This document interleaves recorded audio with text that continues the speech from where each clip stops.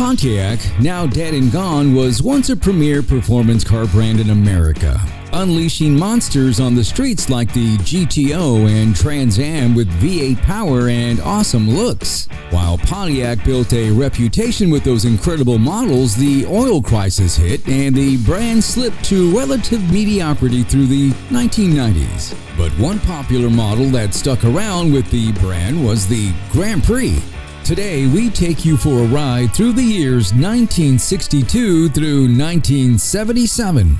This is the story of the Pontiac Grand Prix. Grand Prix, the name for a new kind of Pontiac, highly personal and specially designed. 2 years before John DeLorean helped bring the GTO into existence, the absolute beast was the car to beat when it came to V8-powered tire-shredding muscle cars. The first Grand Prix was a Catalina hardtop coupe trimmed to standards similar to the larger top-of-the-line Bonneville, with a distinctive grille and taillights. The bucket seats were upholstered in Morakid vinyl, while nylon loop blend carpeting covered the floor and lower panels. The rear bench seat included a center fold-down armrest and a speaker grille that could be made functional with the extra-cost biphonic rear speaker. This is the largest selling car in the personal sports car field.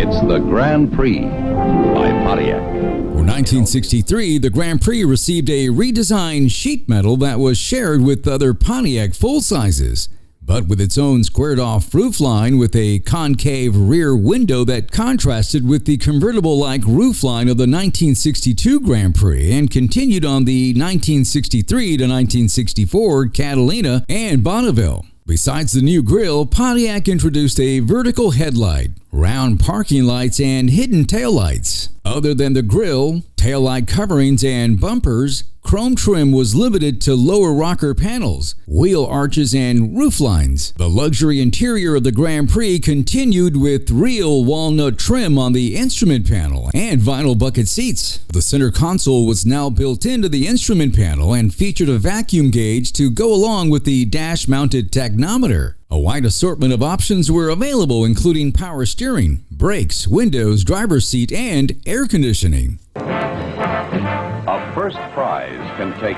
many forms, but there's only one grand prize in every field.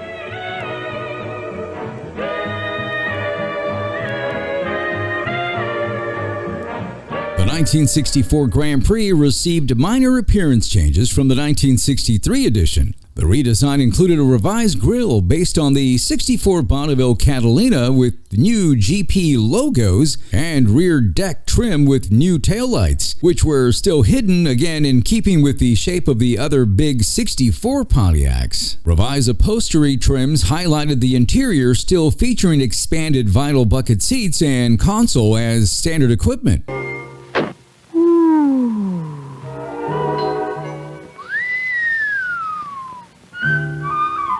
Who needs all that new car talk with a new car like this? Want one? It's a 1965 Pontiac Grand Prix. Grand Prix and all other full-size Pontiacs were completely restyled for 1965, featuring more rounded body lines with Coke bottled profiles and a 1-inch increase in wheelbase to 121 inches for Grand Prix, Catalina, and all other Safari station wagons. The interior was overhauled with a new instrument panel featuring walnut trim that now extends to the center console, standard with bucket seats, along with a new steering wheel with horn bars replacing the previous year's horn ring. In 1966, the only minor changes were made to the look of the Grand Prix, such as the new split grille and a new taillight trim. There was a revised instrument panel with a squared-off gauge panel and new strato bucket seats in either vinyl or cloth upholstery with taller backs and more contoured cushions for the improved lateral support. Revised sheet metal with rounded yet even more pronounced Coke bottle styling highlighted the 1967 Grand Prix and other full-size Pontiacs. A convertible was new this year, which lasted only for this model year. Also new to the Grand Prix, concealed headlights with horizontal mounting, All other full-size 1967 Pontiacs retained the vertical headlights for one more year. The 389 V8 was replaced by a new 400 cubic inch V8 with a 4-barrel carburetor, dual exhaust, and 350 horsepower. The 421 V8 was replaced by a new 428 cubic inch V8 rated at 360 horsepower, or a high-output version with the 367 horsepower, both with a 4-barrel carburetor. The 1968 Grand Prix received a more pronounced beak nose grille in shock-absorbent plastic and a new front bumper. The concealed headlights were carried over, and a revised rear deck bumper with L-shaped taillights and side reflector markers to meet a new federal safety mandate were new. The convertible was discontinued, leaving only the hardtop coupe for 1968. This would be the final year for the B-bodied full-size Grand Prix.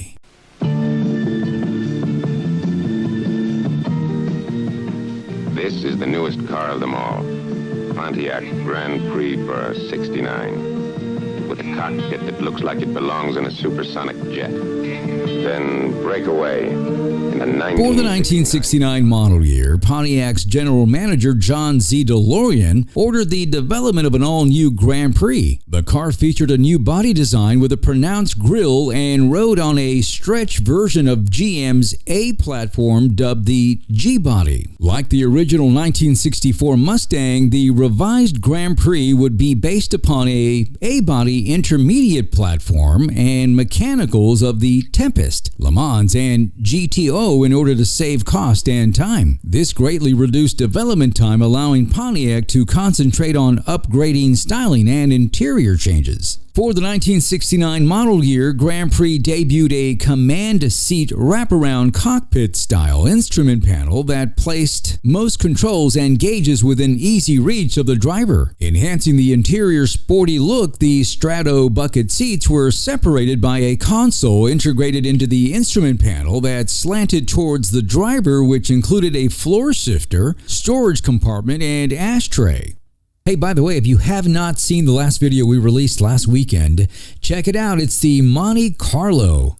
For 1970, vertical grille inserts replaced the horizontal bars of the 1969. The optional 428 cubic inch V8 rated at 370 and 390 horsepower in 1969 was replaced by a new 370 horsepower 455 cubic inch with 500 foot-pound of torque at 3,100 RPM. Due to the success of the 1969 Grand Prix, other GM divisions followed suit and introduced similar cars for the 1970 model year. The Chevrolet Monte Carlo used the same basic G-body as the Grand Prix, but with a 2-inch shorter wheelbase and a long hood. Though still shorter than the Grand Prix, but still considered an upscale vehicle for GM's lowest-priced division. The styling is timeless. The ride, smooth and stable. The steering is responsive, with a firm feel of the road. The brakes are positive, and the engine is eager. Precision machinery able to react instantly. A new integrated bumper, grille, and larger single headlights replacing the quad lights of the 69 through 70 models marked the introduction of the 1971 Grand Prix. The new 1971 Grand Prix included a new slanted boat tail style rear with the taillights built into the bumper. Interior revisions amounted to new trim patterns for cloth and vinyl upholstery patterns for both the bench and bucket seats, but the leather interior option was discontinued. For the 1972 model year, minor styling revisions included a new cross-hatch grille up front and triple cluster taillights in the back. Inside, trim was replaced by a new teakwood design, and upholstery trim patterns for vinyl and cloth sections were revised for both bucket and bench seat offerings. Great cars like the classic Bugatti, famous for its fine machinery. The legendary Stutz Bearcat, renowned for the way it moved. This man drives the new Pontiac Grand Prix because he likes its classic For 1973, all A bodies, including the Grand Prix, were redesigned for this year. This generation was larger and heavier due partly to the federally mandated 5-mile-per-hour crash bumpers. Although large V8s were still available, the performance was on the decline due to new emissions control systems. The most notable styling feature of this generation was the appearance of the fixed opera window, replacing the previous disappearing rear side glass. The front and rear styling of the 1973 Grand Prix was an evolution of the 1971 and 1972 models, with a vertical bar V nose grille and single headlamps, along with the new federally mandated 5-mile-per-hour front bumper. The rear featured a revised boat tail-like trim with square taillights above the bumper. A new instrument panel continued the wraparound cockpit theme of previous models, with new African crossfire mahogany facing on the dashboard, console, and door panels, which was real wood in contrast with the simulated wood grain material found in most car interiors during the time. Grand Prix production set a new record of over 150,000 units despite the intense competition from the similar restyle Monte Carlo. The 1974 Grand Prix received a revised split grille with vertical bars that was entirely above the bumper. The boat tail effect was softened due to a new federally mandated 5-mile-per-hour bumper that was added to the similar mandated front bumper introduced in 1973. The license plate and fuel filler were moved above the bumper, and taillight lenses were revised. Once again, a revised grille with fewer vertical bars and revised taillight lenses marked the 1975 Grand Prix. Changes included the addition of GM's high-energy electronic ignition and catalytic converter that mandated the use of unleaded gasoline. Speedometers were revised, with numerals now topping at 100 miles per hour rather than the 120 or 140 mile per hour readings found in previous years, and speed readings in kilometers were added. If you've wanted a Pontiac Grand Prix since the day you first saw one, and year after year you've waited until you could afford Grand Prix handling, Grand Prix styling, then this is your year. And this is the new Grand Prix. Pontiac has just made the car you've been waiting for so affordable. For the 1976 model year, Pontiac introduced the Grand Prix LJ Golden Anniversary Edition. A new split vertical bar waterfall grille and quad headlights in front and revised taillight lenses highlighted the 1976 Grand Prix. The 1977 Pontiac Grand Prix is already inspiring legends. Some say it's the most beautiful car in America. Some say it's so responsive it almost anticipates its driver. And some say it's the most comfortable.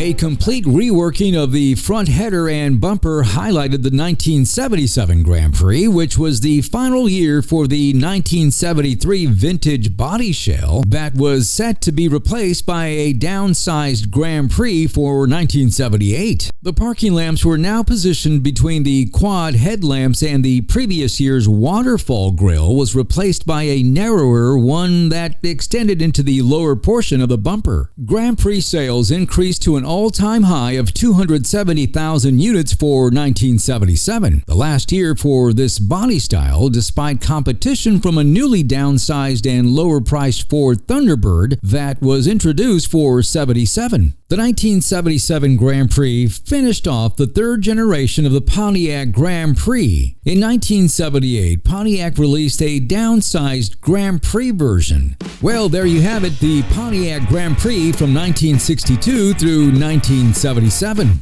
Coming soon, we'll move forward with the 1978 Grand Prix in Part 2. Hey, if you like this video, leave us a thumbs up, subscribe, and hit that bell for future notifications. Thanks for watching the Boca Brothers YouTube channel.